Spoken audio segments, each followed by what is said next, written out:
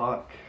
It's been a while, hasn't it? Just a wee bit, mate. Yeah. Do you want to explain where you've been? Because we've not actually done that yet. No, so, me and my fiance, Amy. Now fiance. Yeah. It's a lot of times. A lot's happened. Just had the arrival of a baby boy, so that was just only a month and a half ago now. Yeah. So I've had my hands full a wee bit. even before that, aye. You don't even live in Dundee anymore. Nah, I don't live in Dundee. That's how long it's been. It's only a 40-minute drive away though. So I've just been since your last appearance. I'm just going to check, right? I think your last appearance on the channel, it was 7 months ago. Was it 7 months? 7 months ago. It was the Celtic Leipzig game. Oh yeah. Yeah. I'd not long been married. Right enough, eh? And you were just away to head off to the bay. You live in Dalgety Bay now, don't you? I do. Yeah. It's a lovely place. Yeah. Lovely place in the world. Yeah. It's quiet. Yeah. I like it quiet. You like it quiet, yeah. Right. So today we are here to do our end of season review of our pre-season predictions. Yes, we are. And safe to say, we know nothing about football. No. I was thinking that, it was like, the way that the leagues had finished, I was totally and utterly all over the shop. The only one that I could remember getting right was Dundee to finish top. Well, you nailed that. We got there and then. That's it. I know, what about that last day though, eh? That was some game. What way to win it though. A couple of cracker of goals in there as well. Even that boy, what was it, Fox? Their centre back. It was like the 40-yard screw. That was fucking ridiculous. Yeah. But it wouldn't be Dundee without a few scares, would it? So we're going to go through what we thought was going to happen and compare it to what actually did happen. And we're going to then find out who's going to have to, probably you're going to have to go back to the bay after this. So I think the next time you're in Dundee, you'll either be watching me eating really hot shawarma from Momo's, or I'll be watching you eat really hot shawarma from Momo's. I think we should do that when we're doing next season's predictions. That'd be a good way to tie it. That's a good we can sit down and have a tea, and one of us will suffer, nice. And the other one will have a nice meal and predict what's going to happen for next season. But the good news is, the reason we did 2 leagues last year was because Dundee were in the division below, so we thought we'll have to do predictions for the championship as well. We won't need to do that next season. We'll just be back to doing 1 league because we both correctly predicted Dundee to win the league. Some bloody club. And do you want to know the spoilers? That is the only position that we both got right for the rest of the league. So we were even then? Even for the championship, yeah. We had a bit of a nightmare. So we both predicted Cali Thistle to finish 2nd. They finished 6th. Wow. You had Partick Thistle to finish 3rd. They finished 4th. So not too bad. I had Rafe Rovers to finish 3rd. They finished 7th. They had a terrible season. Then you had Arbroath to finish 4th. They came they just 8th. Like the relegation. I had Cove Rangers to finish 4th. They came bottom. Wow. I thought they would come up and have a decent season from League One. Did not happen. And you had Rovers, then I had Thistle. You had Queen's Park to finish 6th. They finished 3rd in the end. Oh, was it fun? Yeah. Then I had Arbroath 6th, as we talked about them. Then you had Hamilton to finish 7th. They finished 9th. Then they got relegated for the playoffs, didn't they? Yeah. I had Queen's Park to finish 7th. Then you had Cove and I had Hamilton. And we both had Ayr to finish 9th. And they ended up finishing 2nd. Mental. Yeah. Because they had a big rebuild at the start of the season. Yeah. They did pretty well, considering. And then we both had Morton to finish bottom and get relegated, and they ended up finishing very comfortably in 5th place. Yeah. So yeah, but it's a very hard league to predict at the best of times. But I mean, what matters most is we predicted that Dundee would win the league and they won it. So that's it. At a canter. So our fate rests on the Premiership. Oh yes. So this is more tense. And I've told you before. I didn't tell you who's won. No, I don't know. I have told you that there is one position in it that's won it. Wow. So we'll go through it. Okay then. And no surprises for the top. We both predicted Celtic to finish 1st, and we both predicted Rangers to finish 2nd. Yeah. 3rd place, we both went for Hearts. Yeah. Hearts should have finished 3rd. Oh. Robbie. Yeah. Shouldn't it? Balls it. Yeah. And they let Nielsen go and everything as well. Unbelievable the collapse they had. Because they were so comfortable. They were so far ahead. Way out in front. And how far behind did they actually finish in 4th?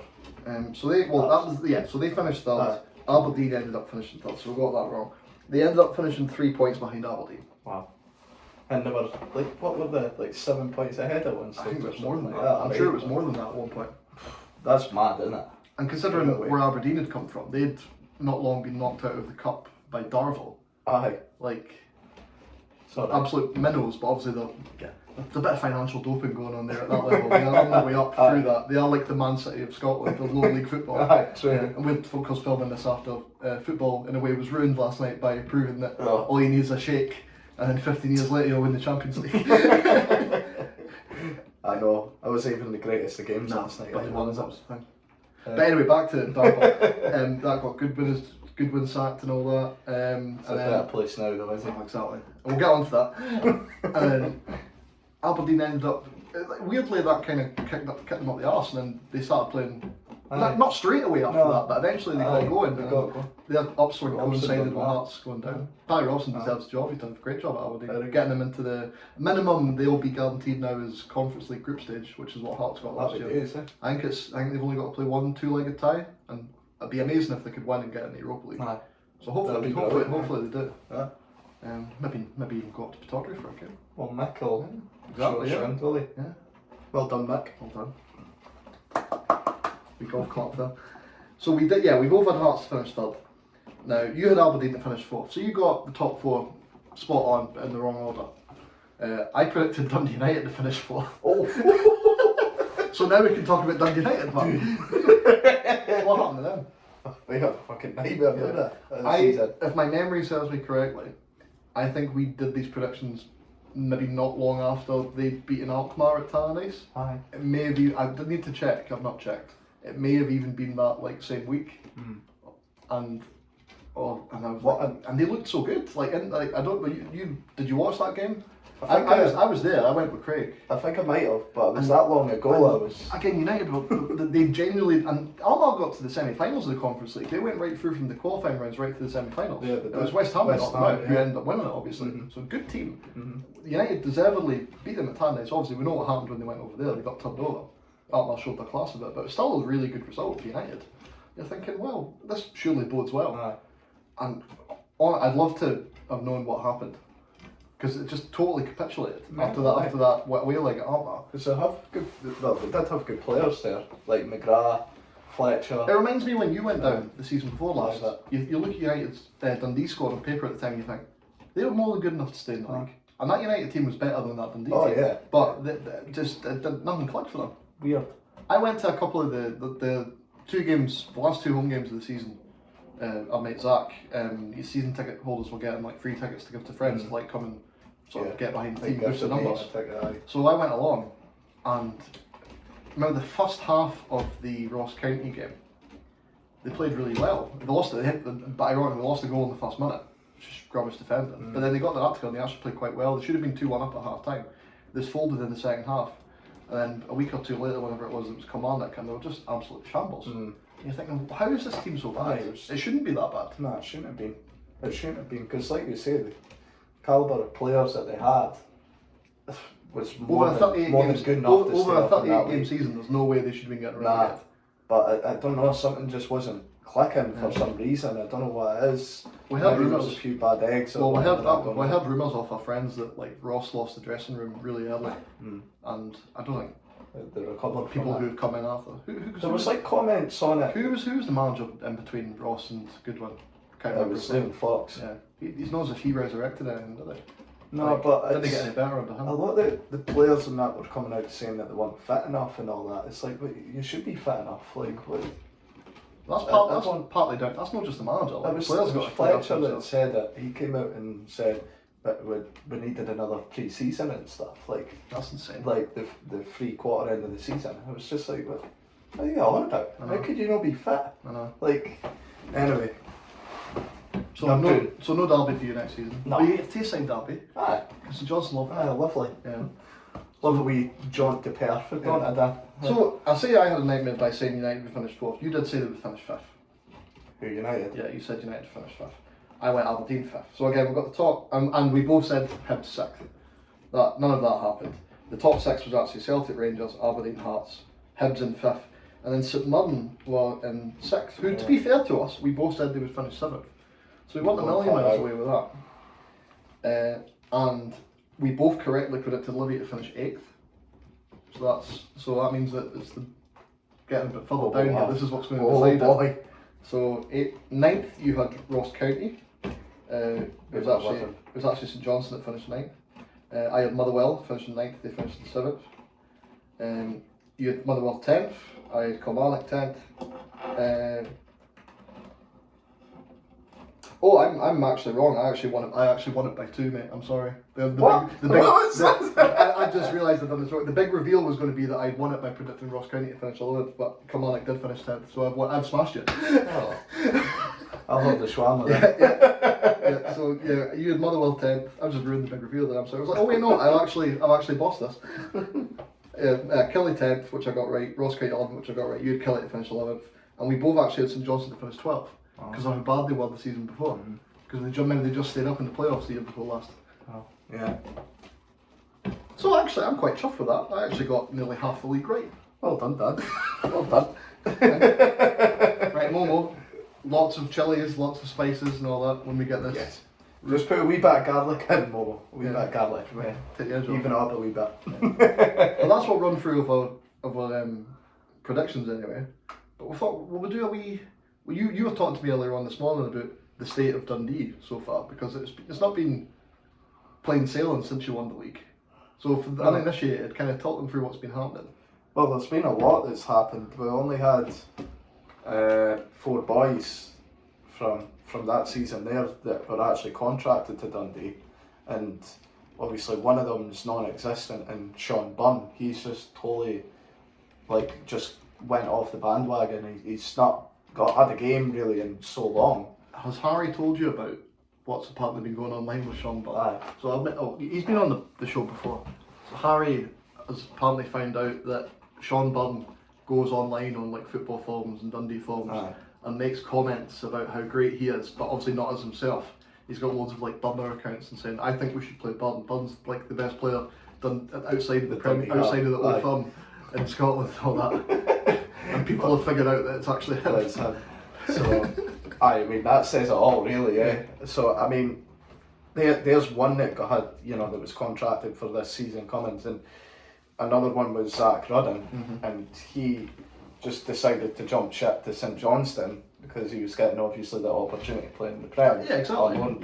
You can't begrudge him. He didn't really set the world alight there anyway. Is this a chance to him under a new manager, you think? Or do you want a new striker? Don't think he's good enough. No. Not good for the Prem. If he's not starting for St Johnstone, it's not good enough for us. Sorry. So, again, so that's 2. We've got Tyler French as well. In fairness, he looked good at the start of the season, and he suffered that big. He got a really bad injury. Don't know if it was his ACL or something like that, but that was him out for the season. That's a 9-month injury. And he seems like he's got a bit of pace in that as well. I think he might be decent. It's more further up the pitch instead of defensively, maybe a right wing back or full back or something instead of traditional right back. But he seems decent. And then who was the last one that we had? Cammy Sten. Aye, Cammy, but his contract was running out as well. Maybe it was only 3 boys that were actually contracted. There's rumours that he was going to go to Dunfermline with Pick. But obviously Cammy wasn't going anywhere, let's face it. He wants his testimonial that's and he going to happen one day. There's no place that he'd rather be than no place like Dundee. I mean, don't blame him. Yeah.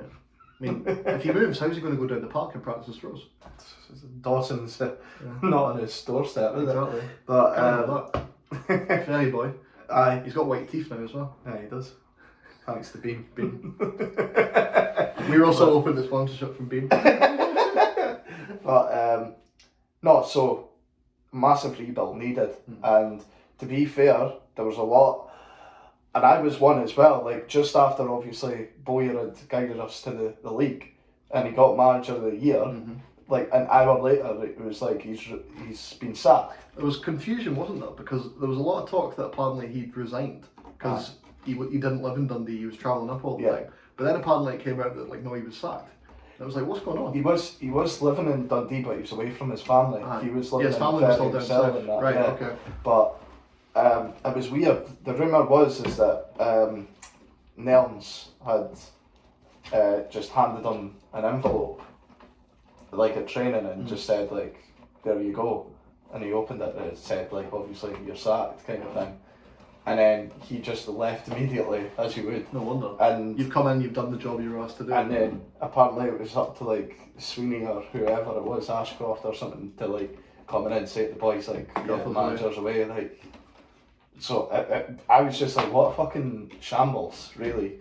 Because it was like, we've just been promoted, he's one manager of the season, right, let's kick on now. Maybe, you'll want an opportunity to be the manager in the Prem and build his own team. Keep the momentum Because, like I say, the majority of the squad were out of contract. So, but anyway, to me it seemed like that. I mean, it's obvious. Everyone will know that Strachan's got a major influence in the decisions of what's being made. It seems like Nelms and Keys are just purely listening to Strachan and just going with it on the football side of things. Give me the job. It's alright. But alright, Gordon.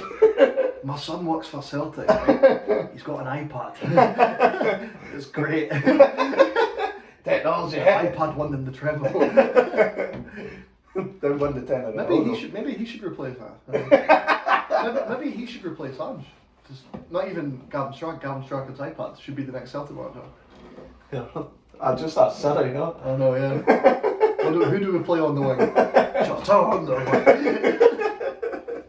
But no, so obviously all that's going on, and you're just thinking as a Dundee fan, like, oh fucking hell, the way going into this season again, it's just going to be a shambles, back down again. But in fairness, the club took its time, but didn't announce anything, and that's what made it worse. It was just the silence of what was going on for a couple of weeks. Uncertainty. And we were just like, what the fuck? We've got no players. And then all of a sudden, obviously, took their time, came out with appointed Tony Dock, which was McInnes's assistant for years and that. I'm going to put a photo in that I've probably shown you. It's the announcement photo, which is an edit of him celebrating a win for Aberdeen at Death. I was like the 7-0 as well, which makes it worse. Was that Andy Considine hat-trick? Probably, I think it is. But so we've appointed him, and to be honest, it looks like a good bit of business from us. I mean, if you look at his CV, basically, he's been at obviously a lot of clubs with Dell, and then he's done well. Yeah. He's done well. Have a lot of contacts because he was with Derek McInnes at Bristol and that as well when he was down there, and he's been obviously like Aberdeen for a good period of time at Kelly and that. I mean, he's got experience again. Has he ever been a manager? No, this is his first gig as being a manager. Hopefully he's got a bit of hunger then. So, and he comes across well, he speaks well, and I think it was a good appointment in all honesty. It's better than the names that always get recycled all the time. It was a bit refreshing to just have a guy. He's got his own ideas, he's obviously got that hunger, desire to be a manager.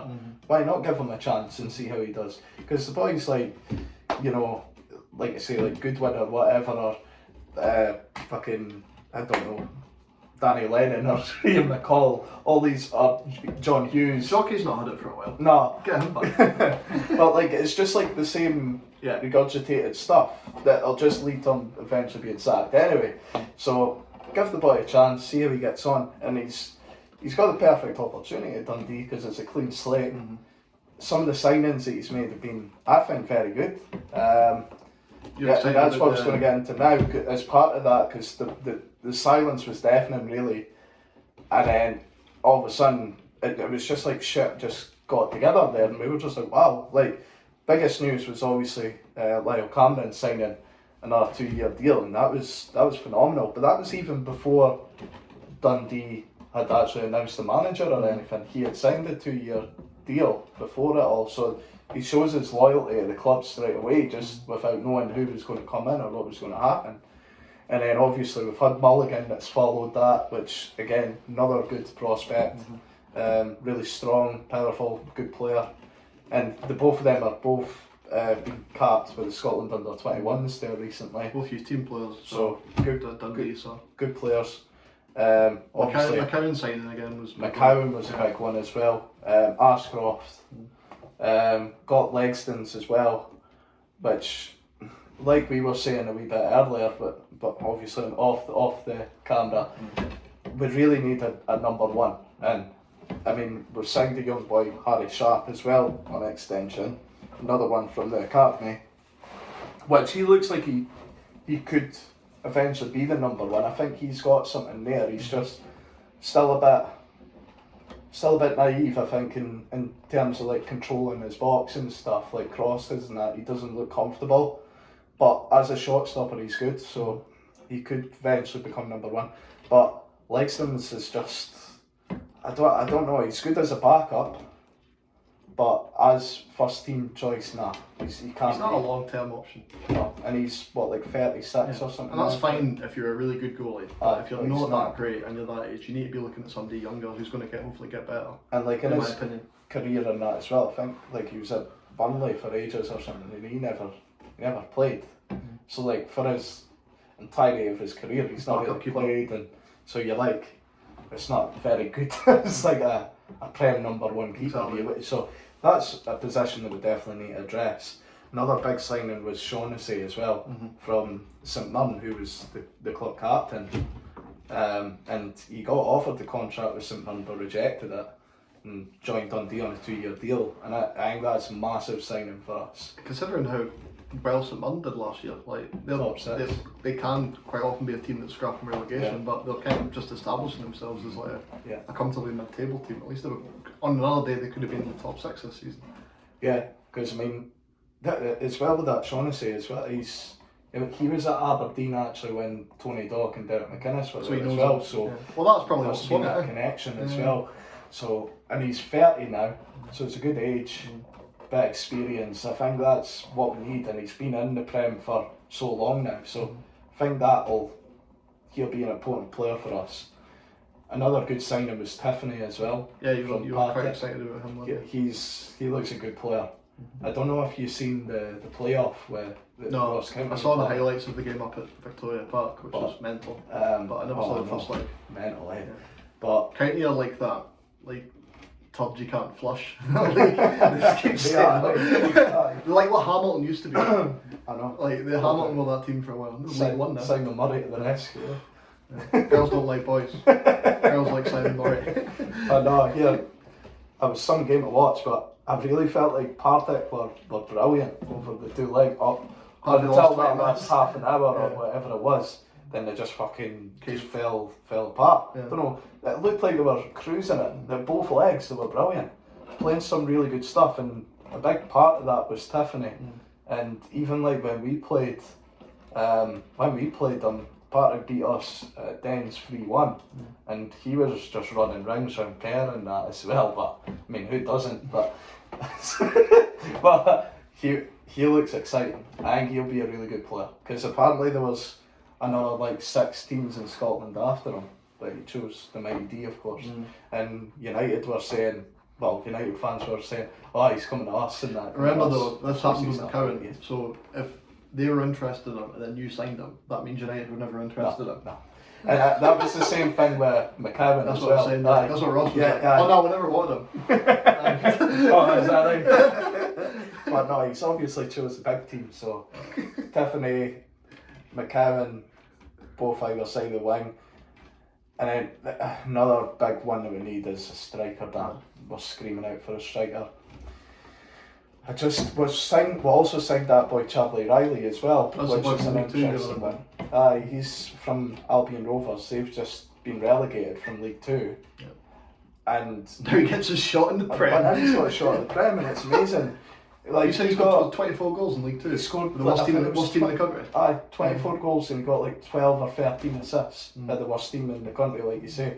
So I think that's very promising. I mean, he's only 21, the boy, but it turns out that he was actually training with Dundee the whole season. Alright.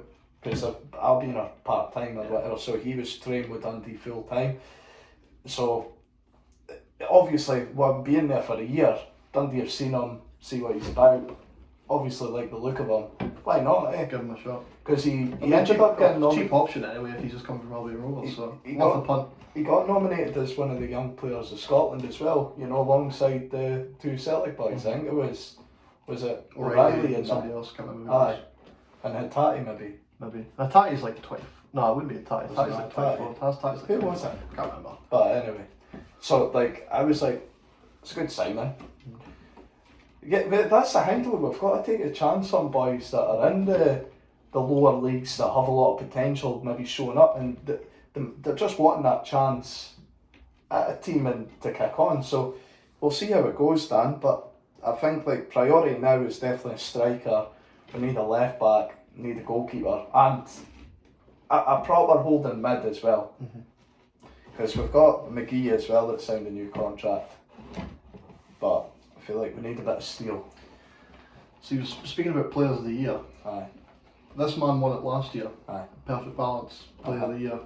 Well, there's only 2 of us this year, so we're going to have to come to a consensus before I order it and add it to the collection. I'm going to struggle for you to convince me that Kyogo Furuhashi wasn't player of the year last year. I mean, it obviously has to be a Celtic player anyway, because there was miles streets ahead of everyone else in the league this season, wasn't there? We took the split off. I think we ended up only like, was it 8 or 9 points or something on the last day, but when we won the league it was by like 13 points. The thing is, what annoyed me, it happens with, it's usually like the Celtic Daz online, as they're known. It's like, oh, Rangers are shite. I don't like that, because I think it takes away from how good Celtic were. Like, I think Rangers still got plus 90 points and came second. That's some going. That would win you the league most years. They only lost like 5 games the whole season, if that. Yeah. Celtic only lost, I think, 3 games. And again, 2 of them were after they'd lost. Like, when we won the league, we'd only lost 1 game the whole season. That was away at St Mirren. Wow. So, like, the consistency was unbelievable. Yeah. Very good. I think especially Celtic fans should give them, you can say your rivals are shite, whatever, but I think sometimes that makes your achievement look worse if you're saying that all the time. I mean, the Celtic Rangers are just now probably we're getting back to what they were maybe like 20 years ago. It's just they're so far ahead now of everyone else. Yeah. But and obviously we know that they're only competitions themselves anyway. But the consistency they're both getting, even then, like, it's still a game of football at the end of the day. You can still have off days. A lot of off days, but they're having less and less. Yeah. And you look at Rangers, like, they won a cup the season before last, they got to a Europa League final. Obviously Celtic won the treble this year, but then Rangers still got all those points and they still got to a final and a semi-final. So it's not as if Celtic have beat a bad Rangers team to win a league and win the treble. So they were so good that the manager got promoted by Tottenham. Wow. Some gig for him though. I know. You're thinking Graham Potter maybe? Outside well, that was the rumour this morning. Well, what's it? The Aldi. He had came out saying that he wants Potter to be the manager, but that's what you're saying. No chance that'll happen. So, but I mean, we probably thought that when Rodgers was getting linked and to take over, and it's silly season now, because now he was the favourite for a bit, and then it was like, well, what if Martin O'Neill comes back with like Larsson as assistant manager, and I'm like, what is this like? No, that will not happen. I wouldn't want that to happen either, because what if it went wrong? You wouldn't want to tarnish that. It's one of them. It's kind of hard to go back. It is. And he done so well for Celtic, did he? But we'll see what happens. I said to you last night, I don't think there's any obvious choice for Celtic manager next season. No. But I do think the obvious choice for player of the year is Kyogo Furuhashi. So tell me why then, Dan. 34 goals, 5 goals in derbies this year, including 2 in a cup final against them to win the League Cup. He scored in both the Scottish Cup final and the League Cup final. Top goal scorer in the league. He's been there at big moments. I remember a home game we had against United where it looked like we'd chucked a win away when the league was quite tight. He pops up in the last minute and scores a goal. He scored big goals all throughout the season. As Noel's like now trying to cause havoc here on this recording as usual. One on the cross, He's missed you. I just if you score 34 goals in a season and win the treble, how can you not be player of the year? I mean, the only boy that I could think of maybe was Jota. Was he not? He's surely got. He's had a great season. I think he's got about 50. Well. Matt O'Reilly was the highest assister in the league. Yeah, and again, he's another one that sometimes Celtic fans like to dig him out for whatever reason. No, you're not going up there. Stop it. Alright, you want? Anyway, yeah. For a while, there was like the Aaron Moy hype train because he was really good for like maybe 2 or 3 months, if that. And that's not me digging on Adam Moy, he's been great, but Adam Moy's problem is staying fit. Yeah. He doesn't stay fit for long enough. He had a really good spot where he was kind of keeping O'Reilly out of the team, whereas O'Reilly, you're happy now. O'Reilly was maybe not performing as consistently as he normally does, but that's because his level's like way up there normally. I mean, he got like over double figure assists in the league this year, O'Reilly. He was one of the best players of the season for Celtic. A lot of people didn't really realise it, went under the radar. The other ones for me, I think the best players we had were Kyogo, Jota, Hatate, and Hatate had a few injuries this season. And then I think Greg Taylor had a very underrated season again. I'm a big fan of him. Yeah. He's another one that I think Celtic fans have. Oh, I know. Yeah. How do we sniff? He's fine. He'll go away when he gets bored. Mark's concerned. Do you want me to move him? There we go. Right. Go away. Yeah, I think Taylor, again, he was one that got dug out a lot back in the day for not being Kieran Tierney. But I think that was his best season in the Celtic shirt last year. And fans started to realise that he was good. And I was then the hipster going, I liked Greg Taylor before it was cool. Vickers was probably the shout other than Kyogo for me. I think he was the most important player that wasn't Kyogo. Because you saw, I think, post split, foot's off the gas maybe, but once Vickers played that semi-final against Rangers and really probably got us that win that day because he was so solid at the back. And then we kind of went to pieces defensively. We lost like 2 or 3 games after that because he wasn't there probably bossing it. So if it wasn't Kyogo, it would be Vickers, but I think it's got to be Kyogo just for the sheer amount of goals he scored. I was waiting to say that with Vickers as well, because I mean how important he was. Even like you say, it's maybe taking foot off the gas and things, and a lot of changes in the team. It turns out that we sometimes stopped. We stopped when we were on the league. But I'll agree with you on Kyogo, because I mean I can order the card. That's good. I can get them. Aye, there'll be 3 now, so I can get them. He's a player that you always look at as like a football fan in general, think he's a very good player, and he has been prolific for years and popped up with important goals. I know he scored obviously in the Scottish Cup final there as well, didn't he? So, and he scored in the semi, like you say, finals. That's what you need to win the game. Like everyone wants a player like that. That's just you can depend upon at times. Could he be a Harry Kane replacement if Harry Kane goes to Real Madrid? Think he's good enough? Yeah. Yeah? Yeah. But do you think he's again ahead of Edward? I'd have to sit down and think about that. Because Edward's not really done much for Palace, has he? Palace aren't very good. No, but he doesn't really play though. I don't know why. Why would you not play him? If the choice is between Alison Edward or Jordan Ayew, when would anyone ever pick Jordan Ayew? Don't understand that. But that's an argument for another day. I think the one that might actually go is Vickers. Ironically, because Celtic bought him from Tottenham, and he's a Tottenham youth player. I reckon he might end up going back down the road with Ange. I think he's the one that might leave. What about Hatate? Probably Hatate as well, just because again he's far too good to be playing in Scotland. Kyogo might stay because he's 28 now, so unless he gets offered the silly money, Tottenham might not want to spend. I say only English terms money. They'd only have to spend probably about 15-20 million to get Kyogo. But would they even want to spend that on a 28-year-old when they could maybe go and get somebody younger? Hopefully for Celtic the answer is no, they want to go and get somebody younger. Yeah. But I think if anyone's going to go, because Vickers is still quite young, I think he's still only early 20s. Hatate's only 24, 25, so he's a good age as well to go down south. So I think if Celtic are going to lose players, that's probably the first 2 that'll be off. And we'll see what the new manager brings when he comes in. I'll no doubt make a video of what I think will happen when he comes in, because that's what YouTubers do. But yeah, I mean, we'll just see what happens. It's still quite early in the window anyway. While the season's just finished. And it'll be interesting to see what Rangers do as well, because this is Beale's first summer. They've got a big recruitment Kent and Morelos. to do as Beale's got that. He's got a similar job as what Ange had when Ange first came in, picking up the pieces from Lennon's squad. He's had a lot of guys leave, and he's got a lot of dead wood to get rid of still. And it'll be interesting to see. Because again, I give the guy a lot of credit. Like, I'm not one of these moonhowling Celtic fans. Rangers is a shit. Beale did a good job. He got a lot out of what wasn't his team. Yeah. So will be interesting to see what he does next season. Yeah. And yeah, I think it'll be quite close next year. Aye, it'll be interesting. Yeah. And then you've got the big team back up as well. Exactly. So, you know what I mean? Yeah. What else could you want?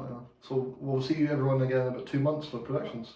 Aye. And some hot shawarma for you. Aye. Well, Until then, keep it balanced. yeah, you'll be back on the road. Aye. Smash it.